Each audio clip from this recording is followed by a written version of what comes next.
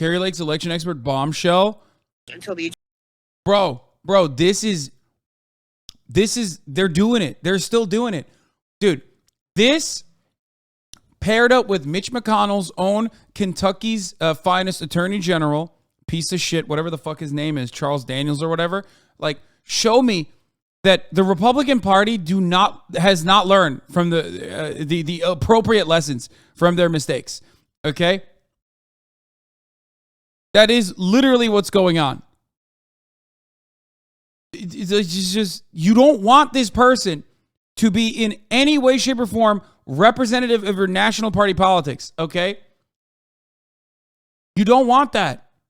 You don't want that at all. This is not a winning message, okay?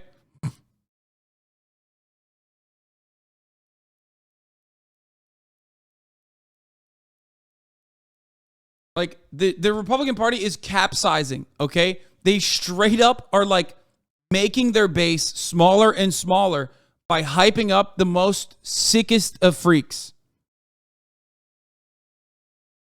It is really fucking dumb.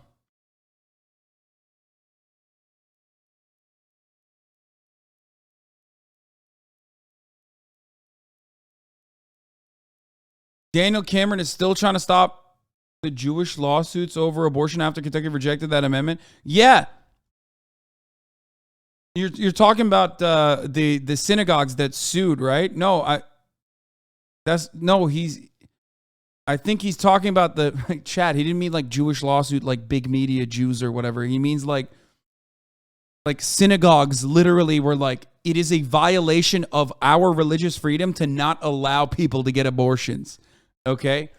He didn't mean it in the Kanye way. He meant it in like synagogues are weaponizing the religious freedom argument in the same way that Christian churches have been using it for a very long time.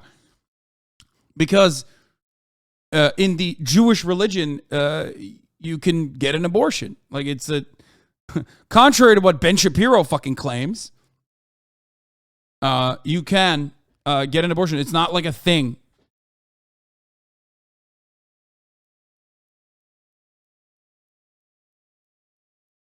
Anyway, let's watch this fucking freak for like 3.5 seconds. This is the point. Until the adjudication's done.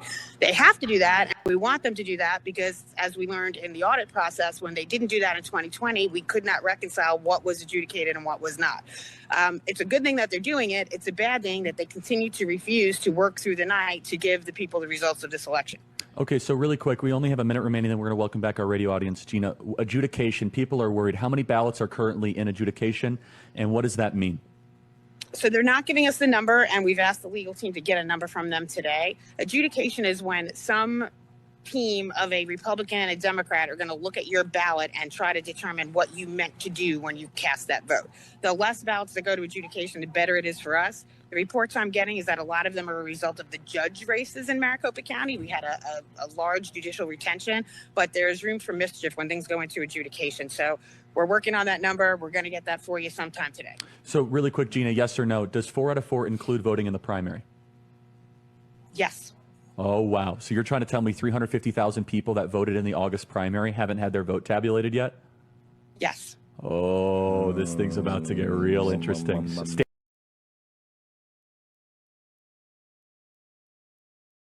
Bro, these guys are, oh my God, dude. They're like reading fucking tea leaves and shit. Look at how excited she is. I'm telling you, man, no shot. No shot. You just constantly keep repeating how big of a fucking loser you are, okay? And this, once again, when your fucking goal, okay, when your goal overall is to at least propagandize the position that like, oh, it's about more democracy. It's about more democracy. And then you undermine that as soon as more democracy happens in Kentucky with respect to abortion. You can't turn around and keep trying to undermine the people that literally went out and voted. They are going to remember that. Republican women are going to remember that.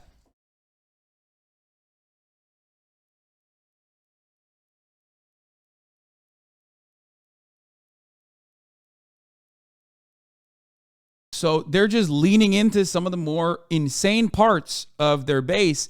However, the reason why they're doing it, and this is Attorney General Daniel Cameron, okay, from the Commonwealth of Kentucky. This is Mitch McConnell's hand-selected Attorney General, which signals to me that even someone like Mitch McConnell is not learning from the lessons and still is leaning into the culture war shit in the most authoritarian fascist way possible, not recognizing the long-term consequences.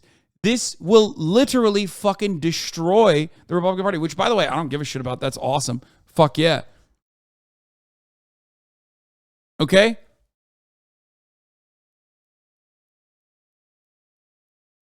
This is complete insanity. Leaning into this when it's a deeply undesirable and unpopular fucking thing, like taking away women's bodily autonomy at the behest of a tiny group of base voters that do not make up the entirety of your Republican Party's coalition of voters is fucking mind-boggling to me. It almost feels like they are purposely imploding the party from within. The reason why this is significant is for two fronts. Like I said, this is Mitch McConnell's guy. Mitch McConnell is a machine politician. Mitch McConnell cares about the Republican Party advancing the ideological goals of the Republican Party and, protecting capital. Donald Trump doesn't. Donald Trump is just very good at reading the fucking room and communicating the anxieties and frustrations that people feel in a way that was able to captivate a very large group of people. Why aren't you celebrating their collapse? Well, I'm just describing what's going on to you or what I think is going to happen to you, while simultaneously, I'm not going to celebrate anything until, I see some fucking results. Because I know the Democratic Party is dog shit.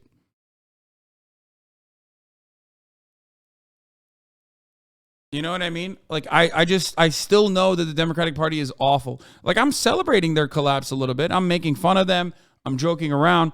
But I also am, aware that preemptive celebrations can sometimes fall flat when on the other side, you have the Democratic Party, which I believe if they operated at the national level as the New York Democratic Party has, we could still end up seeing some fucking defeats down the line, despite the internal fuck up. But it's almost a matter of like, will the internal fuck ups within Republican strategy over the course of the past 40 fucking years finally going to implode and destroy the Republican Party from within fast enough before the Democrats could use this opportunity to just still keep it afloat while simultaneously, destroying themselves in the process?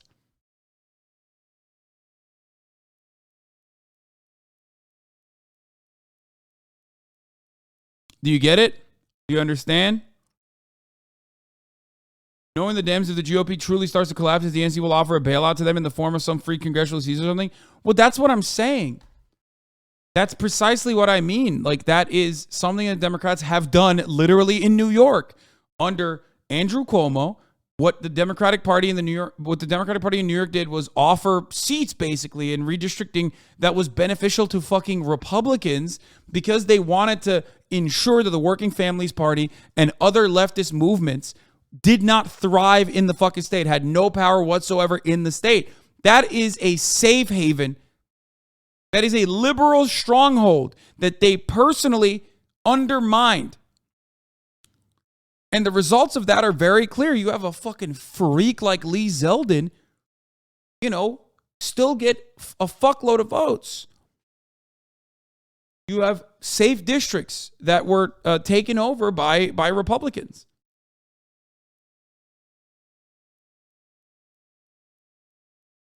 Hasan, pro-Kürtaj Amerika'da popüler değil. Oğlum sen ne salak adamsın ya. İnanamıyorum yani. İnanamıyorum abi. Ya bu kadar geri zekalı olabilir misin?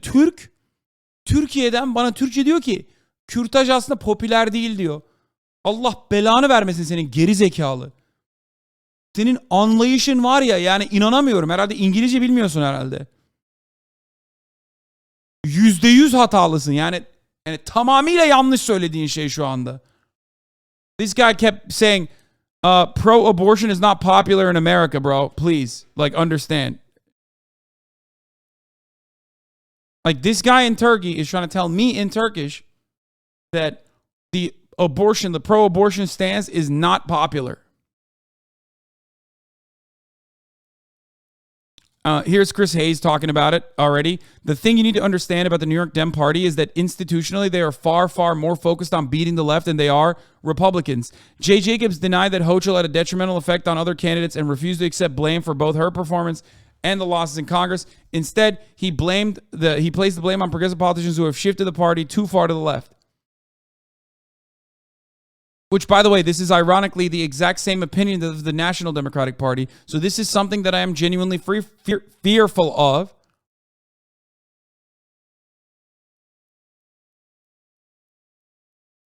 Of course, Chris Hayes understands. He's the most progressive person on national television. I mean, he doesn't go far enough, but yeah, Hayes turned out to be a good one. Not by any leftist means, just an honest dude from what I've seen. Yeah.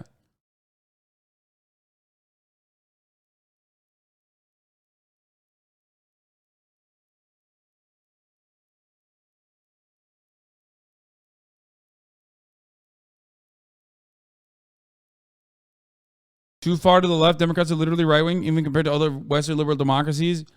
Yeah, that is true.